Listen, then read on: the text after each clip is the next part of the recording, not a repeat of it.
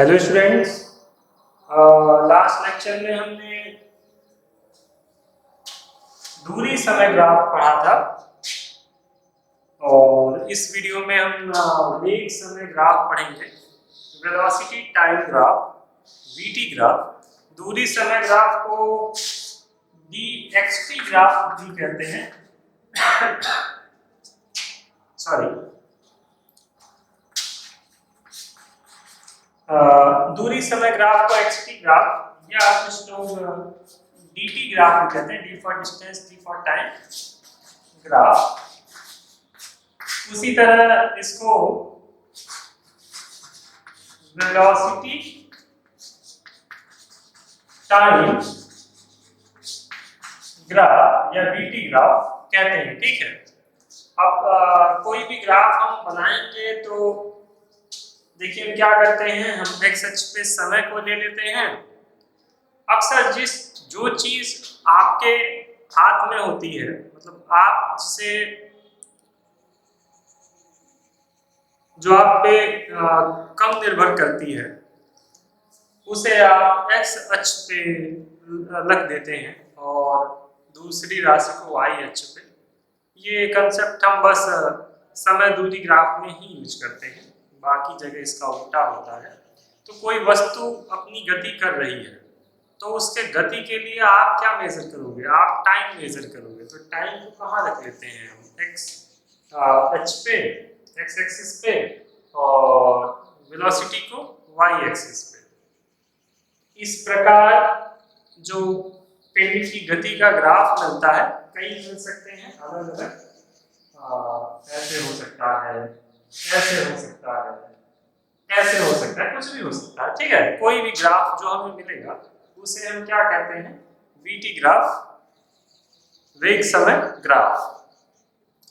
तो ये तो रहा ग्राफ के बारे में, मतलब ग्राफ कैसे प्लॉट करते हैं। अब कोई भी जब आप कंसेप्ट पढ़ते हैं तो पहली बात यह है कि उससे आपको लाभ क्या है। तो यानी ये जो टर्म है, ये हमें कौन सी चीजों के बारे में बताता है? वो हमें बताता है ये ग्राफ। ये ग्राफ हमें बताता है चली गई दूरी और त्वरण के बारे में, मतलब डिस्टेंस, डिस्टेंस और एक्सेलरेशन के बारे में। तो हम क्या करेंगे, ये ग्राफ कई तरीके के होते हैं, तो एक एक टाइप को डिस्कस करते हैं और सब में हम डिस्टेंस और एक्सेलरेशन फाइंड करेंगे। Okay, so let's start. ये बेसिक इंफॉर्मेशन इतनी। हम शुरू करते हैं वीटी ग्राफ। वीटी ग्राफ या वेग त्वरण, वेग समय ग्राफ। इसमें जो पहला होता है वो होता है एक समान वेग, एक समान वेग समय ग्राफ। समय तो हमेशा एक समान ही बढ़ता है, ऐसा नहीं है कि पहले एक घंटे का मान कुछ और होता है, दूसरे पहले घंटे में 60 सेकंड होते हैं तो दूसरे घंटे में 70 मिनट हो जाएंगे। पहले घंटे में 60 मिनट होते हैं तो ऐसा नहीं है कि दूसरे घंटे में 70 मिनट हो जाएंगे, उसमें भी 60 मिनट ही होंगे। तो समय कभी कोई, जब हम समय का मात्रक लेते हैं तो वो कभी समान या असमान की वह बात नहीं, वो समान ही होता है। Time is continuous function. ठीक है, तो एक समान वेग, बदलेगा कौन? वेग। समय में, समय तो अपनी गति से हमेशा चलता रहेगा, इसलिए आप एक ग्राफ खींचे। ठीक है, मान लीजिए हम पहले एक्स अक्ष दिखा देते हैं, एक्स अक्ष और वाई अक्ष। एक्स अक्ष पे हम मान लीजिए समय ले लेते हैं t। ठीक है, और जब आप समय लेते हो तो उसका मात्रक भी बताना पड़ता है। तो मान लो हमने किसमें मात्रक ले लिया, सेकंड में, कोई मिनट में ले सकता है, घंटे में ले सकता है, जैसी आवश्यकता या जैसी आपकी इच्छा। तो और यहाँ हम वेलोसिटी ले लेते हैं किसमें, मीटर पर सेकेंड में। हाँ, ऐसा नहीं है कि यहाँ पे आपने सेकेंड में लिखा है तो इसको घंटे में लिखे, किलोमीटर प्रति घंटे में। यदि ये सेकेंड में है तो यहाँ भी समय का हिस्सा सेकेंड में होना चाहिए। यदि यहाँ पर मान लीजिए किलोमीटर प्रति घंटा है तो यहाँ भी समय किस में होना चाहिए, घंटे में ही होना चाहिए। ठीक, अब एक समान वेग का है तो कुछ हम ऐसे लाइंस बना लेते हैं, 1 2 3 4 5 6, ठीक है। ऐसे कोशिश करें कि समान दूरी पे बने, 1 2 3 4 5 ऐसे, ठीक है। और ये थोड़ा दूर लिखें तो बेहतर होगा, नहीं तो आपको हो सकता है देखने में दिक्कत हो। This is the y axis,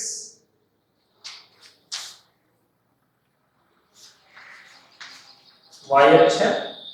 इस पे हमारा क्या है, इस पे हमारी वेलोसिटी है किसमें, मीटर पर सेकेंड में, ठीक।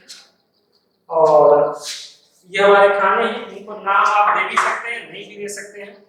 तो मान लीजिए हमारे खाने हैं।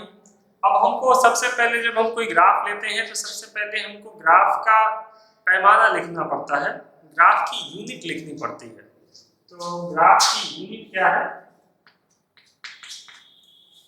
x, सबसे पहले आप x एक्सिस का लिखो, थोड़ा और ऊपर लिखो, ठीक है। ये ग्राफ के साइड में लिखते हैं, मेरे पास जगह कम है तो मैं ऊपर लिख देता हूँ। यूनिट लिखते हैं हम सबसे पहले, तो x अक्ष पे जो एक खाना है, बड़ा खाना, यहाँ से लेके यहाँ तक, x एक्सिस पे 1 डिवीजन, एक खाने का हम मान लेते हैं 10 सेकेंड, ठीक है। एक खाने का मान कितना, 10 सेकेंड। और y एक्सिस पे हम 1 डिवीजन को मान लेते हैं, हम 1 डिवीजन को मान लेते हैं,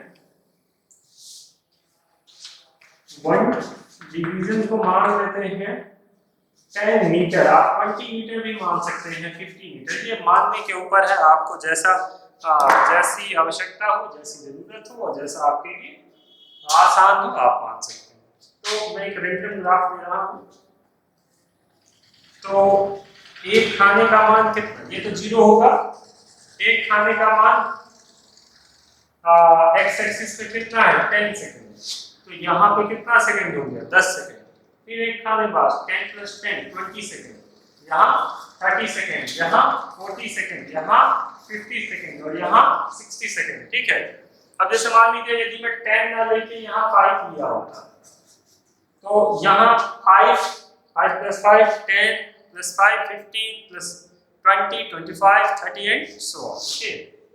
हमने y एक्सिस पे 1 डिवीजन को कितना लिया है, 10 मीटर। एक डिवीजन पे ये कितना हो गया, मीटर। मीटर लिखने की जरूरत नहीं है, मीटर पर सेकंड, सॉरी, मीटर पर सेकंड। तो यहाँ मीटर यूनिट लिखने की जरूरत नहीं है, क्योंकि पूरे की यूनिट हमने एक ही बार बता दिया है कि जो भी है वो किसमें है, मीटर पर सेकंड में होगा। यहाँ जो भी लिखा जा रहा है सब किसमें होगा, सेकंड में होगा। This is 10 + 10 20 + 10 30 + 10 40 and + 10 50, ऐसे आगे भी बना सकते हैं। अब मान लीजिए कोई एक 4 व्हीलर है या कोई एक बाइक है, देखिए थोड़ी ड्राइंग मेरी हो सकता है आपसे बेहतर हो। बाइक में साइकिल बन गई, तो साइकिल से ही काम चला लेते हैं। देखिए स्टैंड, ठीक है। वैसे बच्चों आप समझ रहे होंगे, ये ब्रेक जैसे भी बन गई, अच्छी बन गई, ये बिना पहिए के तो होगी नहीं,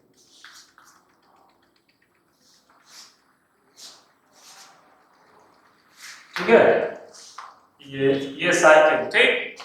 मान लीजिए ये साइकिल कहीं की इस दिशा में जा रही है और एक समान वेग से चल रही है, इसका एक समान वेग है 20 मीटर पर सेकंड। मतलब मान लो आप साइकिल चला रहे हो और ना साइकिल को तेज कर रहे हो ना साइकिल को धीरे कर रहे हो, यानी ये वेग परिवर्तित नहीं हो रहा, 20 मीटर पर सेकंड।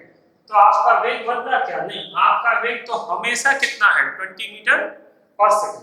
तो यदि मान लो आप एक ऐसी लाइन बना देते हो तब तो ये वेग बदल जाएगा, यहाँ पे 20 है, यहाँ पे क्या दिखा रहा है 30 है, यहाँ पे कितना दिखा रहा है 40 है।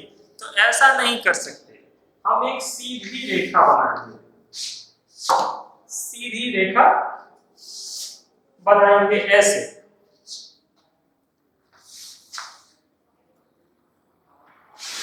ये सीधी रेखा, ठीक है। क्योंकि इस रेखा पे आप कहीं भी हो, यहाँ खड़े हो, यहाँ खड़े हो, यहाँ खड़े हो, यहाँ खड़े हो, ये रेखा हमेशा वेग इसका कितना बताएगी, यहाँ से भी नापोगे तो 20, यहाँ से भी नापोगे तो 20 ही बताएगी। और अब मान तो वेलोसिटी हमारे पास मिल गई, मान लो वेलोसिटी हमारी कितनी है, वेलोसिटी है हमारी 20 मीटर पर सेकेंड, ठीक है। और अब हमें क्या चाहिए, मान लीजिए हमें चली गई दूरी निकालना है, चली गई दूरी निकालना है, कहां से कहां तक, मान लीजिए यहाँ 20 सेकेंड से लेके 50 सेकेंड तक मान लेते हैं, ठीक है। 20 से 30, 20 से 40, 20 से 50 कोई भी, तो ये हमारा टाइम है, हम इसको मानते हैं t1। तो हमें दूरी हमें चाहिए t1 बराबर 20 सेकेंड से t2 बराबर 50 सेकेंड के बीच चली गई दूरी, चली गई दूरी, ठीक है। कैसे फाइंड करेंगे, तो ये 20 ये 50, ठीक, ग्राफ में कैसे निकालेंगे,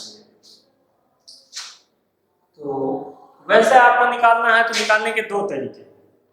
देखिए यदि मान लो हमें 20 और 50 नहीं लिखता, हमें कहता कि ये पॉइंट हमारा t1 है और ये पॉइंट हमारा t2 है, तो कहता कि टाइम या समय delta t equal to t2 minus t1 में चली गई दूरी। तो खैर वैसे तो हम वेग और समय जानते ही हैं, तो वैसे भी निकाल सकते हैं, क्योंकि t2 की वैल्यू कितनी है, t2 की वैल्यू है 50 सेकेंड और t1 की वैल्यू है 20 सेकेंड, तो डेल्टा t 50 माइनस 20 30 सेकेंड, ठीक है।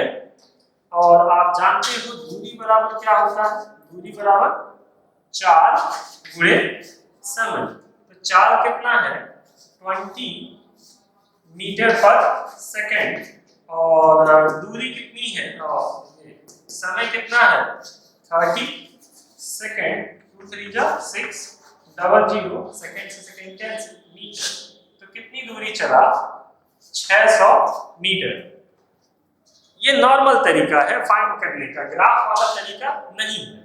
ग्राफ वाले तरीके में हम ऐसे नहीं कर सकते, हमें किसी डेटा की जरूरत नहीं है। आंसर याद रखिएगा, दूरी कितनी आई 600 मीटर, बस ये आंसर याद रखिए, मैं यही दिखाना चाह रहा था आपको। अब इसे ग्राफ के मेथड से भी सॉल्व करके देख लें, यदि 600 आएगा तो हमारा आंसर सही है, नहीं आएगा तो हमारा आंसर गलत है। तो ग्राफ में क्या होता है, दूरी के लिए ये आप जिस पॉइंट पे पूछा है t1 पे, उसको अपने ग्राफ से मिला दीजिए एकदम लंबवत, ठीक है। अब ये जो इसे ऐसे मिला सकते हैं, ठीक। अब ये जो रेखा, ये जो क्षेत्रफल है जिसपे मैंने शेडिंग कर दी है, क्षेत्रफल का हम नाम दे सकते हैं ये A B C D। तो ये जो क्षेत्रफल है ABCD वही क्या होगा, दूरी के बराबर होगा।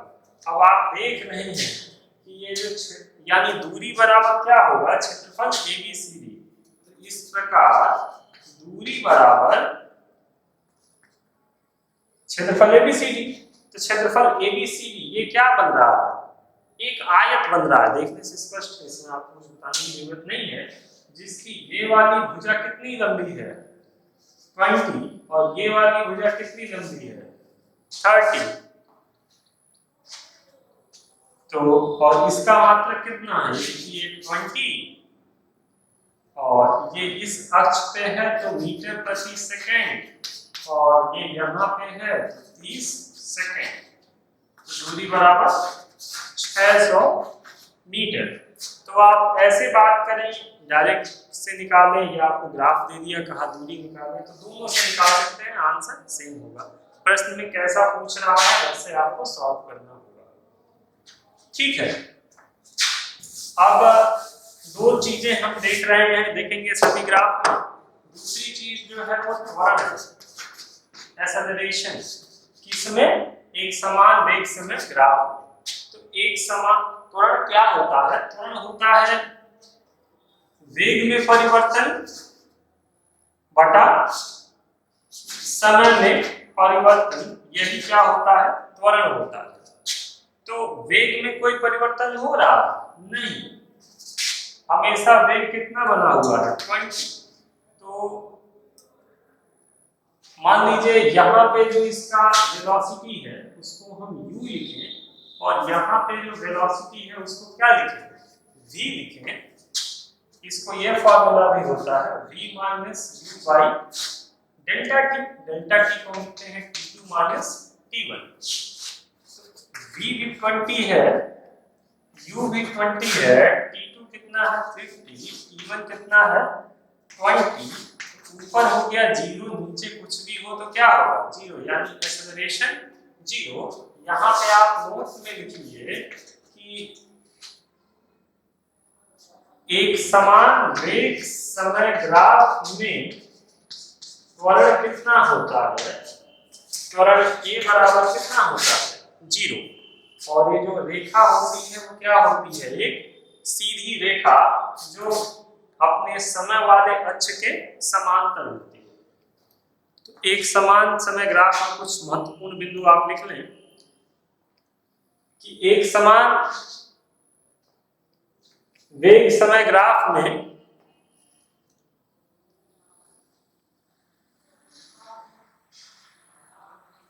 वेग को प्रदर्शित करने वाली रेखा समय अक्ष के समांतर होती है। पूर्ण ग्राफ। इस लेक्चर में फिलहाल इतना ही, और ज्यादा लंबा लेक्चर नहीं करना चाहते हैं तो इसका जो दूसरा पार्ट है असमान वेग समय त्वरण ग्राफ, एक असमान वेग समय ग्राफ, उसे हम नेक्स्ट वीडियो में देखेंगे। अभी के लिए इतना ही, इसे अच्छे से रिवाइज करें, बुक में भी पढ़ें, कोई दिक्कत हो तो कमेंट करें। Thank you.